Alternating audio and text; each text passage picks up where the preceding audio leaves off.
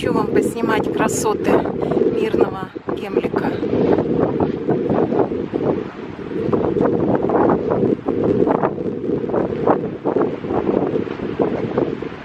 На горах снег лежит. Сейчас вам покажу, приближу.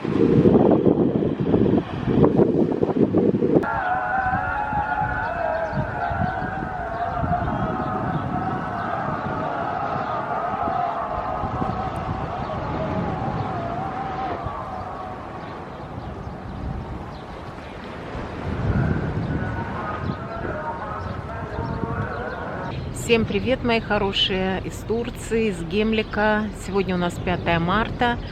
Сейчас мы с вами прогуляемся по набережной, покажу вам море и поболтаем с вами немножко. В нашем регионе, слава богу, все спокойно, хорошо, все улыбаются, все как всегда. Не выходила я на связь по понятным причинам, так как у меня большинство моих подписчиков, а точнее 65% моих любимых подписчиков – это Россия и Украина. И я прекрасно понимаю, что сейчас не до красот Турции и тем, и тем. Кто следит за моим каналом, тот знает, что я никогда не была диванным вирусологом, и тем более не собираюсь становиться диванным политологом. Невозможно уйти от политики совсем, я прекрасно это понимаю. Я даже не знаю, что сказать, если честно. Конечно, я русская, у меня даже шальная мысль никогда не залетала стесняться этого или извиняться, тем более за это, за то, что я русская. Мои предки героические в гробу, наверное, перевернулись бы, если бы мне такая даже шальная мысль в голову залетела. Но это абсолютно не значит того, что я не переживаю и не сочувствую тому, что происходит сейчас в мире. Это задевает всех нас, абсолютно всех, без исключения в какой-то мере. Это касается... Я могу что? Только взывать к здравому смыслу людей. Больше нам ничего не остается. Что я имею в виду? Перестать ненавидеть друг друга, оскорблять, желать каких-то гадостей. Что творится в группах, это уму просто непостижимо. Даже в православных группах в Турции. Вы знаете, батюшки стали вдруг политологами. Прихожан сталкивают лбами. И на фоне всего этого я поразилась одному человеку, в хорошем смысле поразилась. Вот хочу вам рассказать. Группа есть в Турции.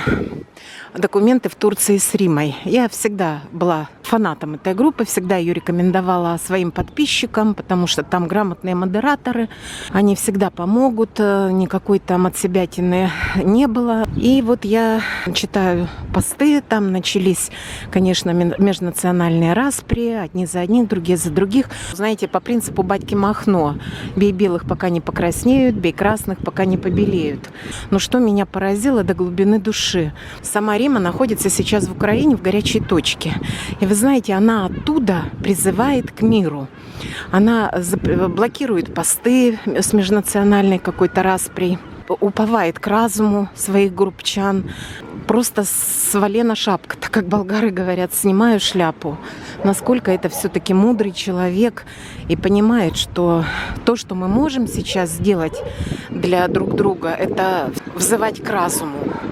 Православные христиане, что могут сделать обычные люди? Это только молиться, чтобы наступил мир скорее, чтобы милостью Божией все это разрешилось. Скорее от нас с вами ничего не зависит. А ненависть, она только усугубит.